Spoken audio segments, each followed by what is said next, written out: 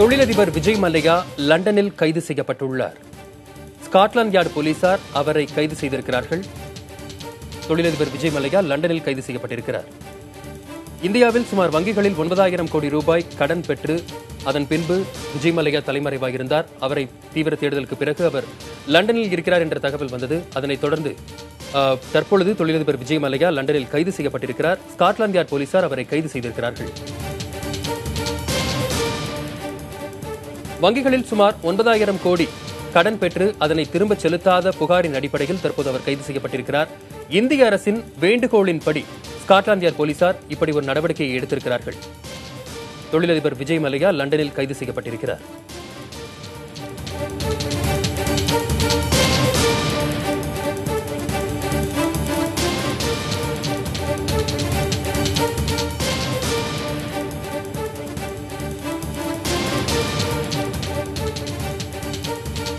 தொழிலதிபர் விஜய் மல்லையா இந்திய வங்கிகளில் சுமார் 9,000 கோடி கடன் பெற்றிருந்தார். அதன் பிறகு அதனை திருப்பிச் செலுத்த முடியவில்லை என்ற ஒரு காரணத்தையும் கூறியிருந்தார்.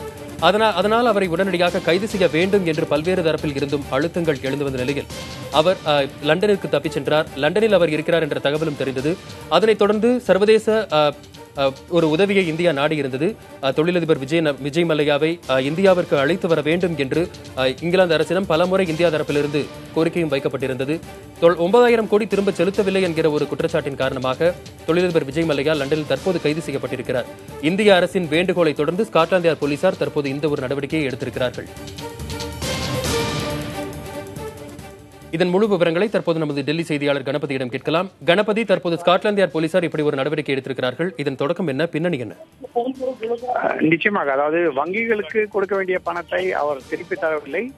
வேண்டும் என்றே அந்த பணங்களை வேறு வழிகளிலே திருப்பிவிட்டு வேறு செலவுகளை செய்துவிட்டார். அதாவது எந்த செலவுக்காக கடன் வாங்கியிருந்தாரோ, தொழில் செய்வதற்காக வாங்கியிருந்த கடனை வேறு வழிகளிலே அந்த பணத்தை பயன்படுத்தி விட்டார், திரும்ப தரவில்லை. இது எல்லாவற்றையும் விட முக்கியமாக இந்த விஷயத்திலே பல்வேறு வழக்குகள் தொடரப்பட்ட போது அந்த வழக்குகளை இங்கே இருந்து எதிர்கொள்ளாமல் அவர் இங்கிருந்து யூகேவுக்கு சென்று விட்டார். அதாவது யுனைடெட் கிங்டம் என்று சொல்லப்படும் கிரேட் பிரிட்டனுக்கு சென்று விட்டார். அங்கே சென்று தற்போது அங்கேயே வசித்து வருகிறார். பல்வேறு முயற்சிகளை இந்திய அரசு தொடர்ந்து மேற்கொண்டு வந்ததன் பலனாகத்தான் இப்போது அவர் கைது செய்யப்பட்டிருக்கிறார் என்ற தகவல் வந்திருக்கிறது. ஏனென்றால் இந்திய அரசு இந்திய தூதரகம் மூலமாக இதை தவிர சுஷ்மா ஸ்வராஜ் நேரடியாக பல்வேறு தகவல்களை இந்திய தூதரகத்துக்கு அனுப்பி அந்த தகவல்களை அங்குள்ள அரசிடம் அளித்து எதற்காக விஜய் மல்லையா இந்தியாவுக்கு கொண்டு வர வேண்டும், இந்தியாவிலே அவர் என்னென்ன வழக்குகளை எதிர்கொள்ள வேண்டியிருக்கிறது என்ற விவரங்களை எல்லாம் அனுப்பியிருந்ததன் காரணமாகத்தான் தற்போது இந்த நடவடிக்கை எடுக்கப்பட்டிருப்பதாக சொல்லப்பட்டிருக்கிறது. இது மிகவும் முக்கியமான நடவடிக்கை. ஏனென்றால் நாட்டை விட்டு தப்பிச் சென்று விட்டால் பின்னர் வழக்குகளை பற்றி கவலை இல்லை, பணத்தை திருப்பி கொடுப்பதை பற்றி கவலை இல்லை, மோசடிகளை பற்றி கவலை இல்லை என்று இருந்த சூழ்நிலையை மாற்றும் விதமாக இந்த நடவடிக்கை எடுக்கப்பட்டிருக்கிறது. ஆகவே மிகவும் முக்கியமான நடவடிக்கையாக இது கருதப்படுகிறது. வங்கிகளை பொறுத்தவரை தங்கள் கடன்களை திரும்ப அவர்கள் ஓரளவுக்கு அது வசூலிப்பதற்கு இது உதவியாக இருக்கும் என அரசு நம்புகிறது. கணபதி, அவர் இந்தியா அழைத்து வரப்படுவாரா? அவர் மீது என்னென்ன நடவடிக்கைகள் எடுப்பதற்கெல்லாம் வாய்ப்பு இருக்கிறது? நிச்சயமாக வசந்த், இதுதான் தற்போதைய மிகவும் முக்கியமான கேள்வி.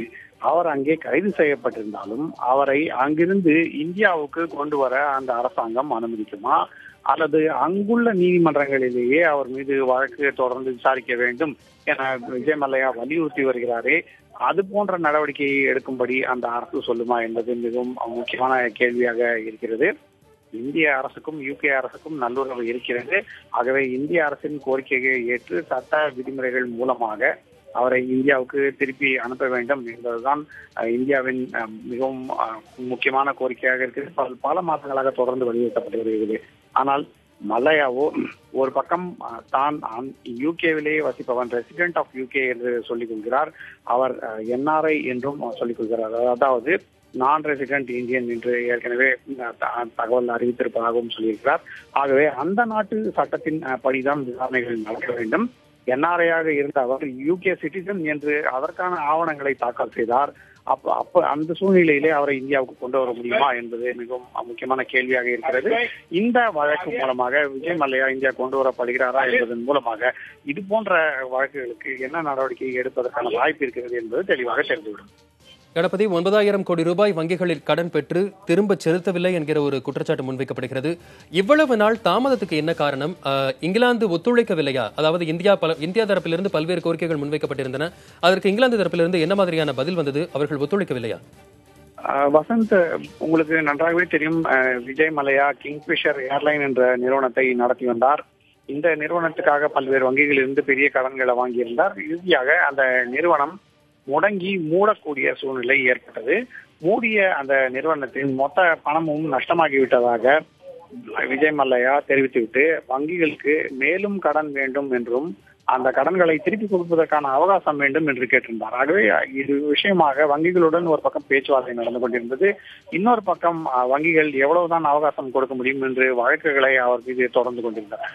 அப்படிப்பட்ட சூழ்நிலையிலே இந்தியாவிலிருந்து விஜய் மல்லையா நேராக லண்டன் சென்று அங்கிருந்து தற்போது அவர் வசிக்கும் பகுதிக்கு சென்று அங்கிருந்து இந்தியாவுக்கு திரும்பி வரமாட்டேன், இந்திய சட்டப்படி என்னை இங்கே விசாரிக்க தேவையில்லை, ஏனென்றால் அது அரசியல் ரீதியான நடவடிக்கையாக இருக்கும் என நான் அச்சப்படுகிறேன். ஆகவே சட்ட ரீதியாக என்னை இங்குள்ள நீதிமன்றங்கள் மூலமாக விசாரணை நடத்தட்டும் அல்லது வங்கிகளுடன் பேச்சுவார்த்தை நடத்தி பிரச்சனையை முடித்துக் கொள்ளட்டும் என்று சொல்லியிருந்தார். இப்படிப்பட்ட சூழ்நிலையில் தான் அதிக தாமதம் ஆனது. இதற்கு காரணம் என்னவென்றால் இங்குள்ள நீதிமன்றங்களிலே அதற்கான ஆவணங்களை தாக்கல் செய்து அதற்கான அனுமதிகளை பெற்று அதன் பிறகுதான் அங்குள்ள அரசிடமும் அங்குள்ள நீதிமன்றங்கள் மூலமாகவும் அவரை கைது செய்வதற்கும் இந்தியா கொண்டு வருவதற்குமான நடவடிக்கைகளை இந்திய அரசு எடுத்தது. இதுதான் காலதாமதத்துக்கு முக்கியமான காரணமாகும். அவர் அங்கிருந்து கைது செய்து கொண்டு வரப்பட வேண்டும் என்றால் அது இந்தியாவிலே கைது செய்வதை போல அவ்வளவு விரைவாக நடக்கக்கூடிய விஷயம் இல்லை. வேறு நாடு என்பதால் அங்குள்ள விதிகள் என்ன என்பதை அதையும் பின்பற்ற வேண்டியதாக இருந்தது. ஆகவேதான் காலதாமதம் ஏற்பட்டது. கணபதி, வங்கிகளில் 9,000 கோடி ரூபாய் கடன் பெற்று திருப்பி செலுத்தவில்லை என்கிற ஒரு புகாரின் அடிப்படையில் தற்போது இந்தியா அளிக்கின்ற புகாரின் அடிப்படையில் ஸ்காட்லாந்து யார்டு கைது செய்திருக்கிறது. அவர் மீது நடவடிக்கை எடுக்க ஸ்காட்லாந்து யார்டு போலீசாருக்கு என்ன அதிகாரம் இருக்கிறது?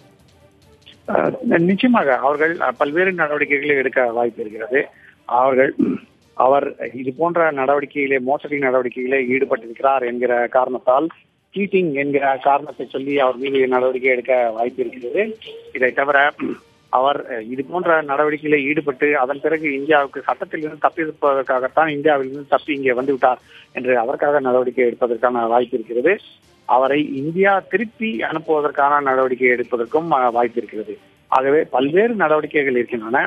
இது பற்றி அங்குள்ள நீதிமன்றம் என்ன உத்தரவு பிறப்பிக்கிறது, அங்கே என்ன வகையான வழக்கு தாக்கல் செய்யப்படுகிறது, இந்திய அரசு சார்பிலேயும் வங்கிகள் சார்பிலேயும் அந்த நீதிமன்றத்திலே என்ன தகவல்கள் கொடுக்கப்படுகின்றன என்பதன் அடிப்படையிலேயே விஜய் மல்லையா மீது என்ன நடவடிக்கை எடுக்கலாம் என்பதை